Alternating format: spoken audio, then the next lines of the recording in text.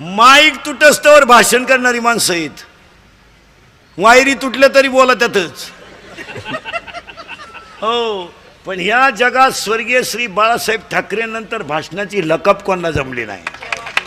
नाही नाही नाही नाही नाही नाही बाकी मरू द्या, तसे कपडे घालाल तुम्ही, तसे कपडे घालाल तुम्ही, दाढी राखाल तशी, पण ते पुन्हा होणे नाही. काय मध्ये तुमचं?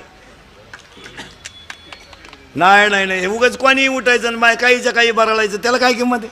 सचिवानं लिहून द्यायचं आणि यांनी बोलायचं, त्याला काय किंमत? तुम्ही तुमच्या त्या माणसांच्याकडे, तुम्हाला आता आमच्यापेक्षा तुम्ही जाणकार आहेत. बाळासाहेब ठाकरेंच्या व्यासपीठावर कधी तुम्हाला टाचन दिसलं का कागद? खुर्चीवर उठायचं सुरू का?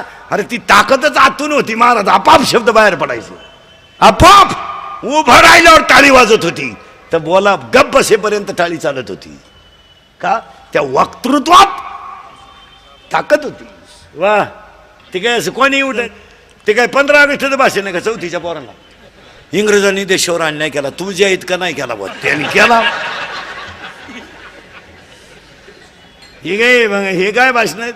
हो, पुन्हा व्यक्ती होईल तशी बोलणारी नाही. ऐका नीट, स्वर्गीय श्री बाळासाहेब ठाकरे नंतर भाषणाची लकप कोणाला जमली नाही, आणि विरोधकाला सुद्धा हसायला लावणारं विलासराव देशमुखानंतर भाषण कोणाला जमलं नाही. वा वा वा वा, महाराज सत्ताधारी असो नाही तर विरोधक असो, खळखळा असला पाहिजे. त्या भाषणाची लकप होती. तीन दुसऱ्याच्या हृदयाचं छेद घेणारं स्वर्गीय श्री R.R. पाटलानंतर भाषण कोणाला जमलं नाही. नाही नाही, आणि हृदयाला घाम फोडणारं स्वर्गीय गोपीनाथ मुंडे नंतर भाषण कोणाला जमलं नाही. आणि आज सगळ्यांचं जिरवणारं पवार साहेबांनंतर कोणाला जमलं नाही.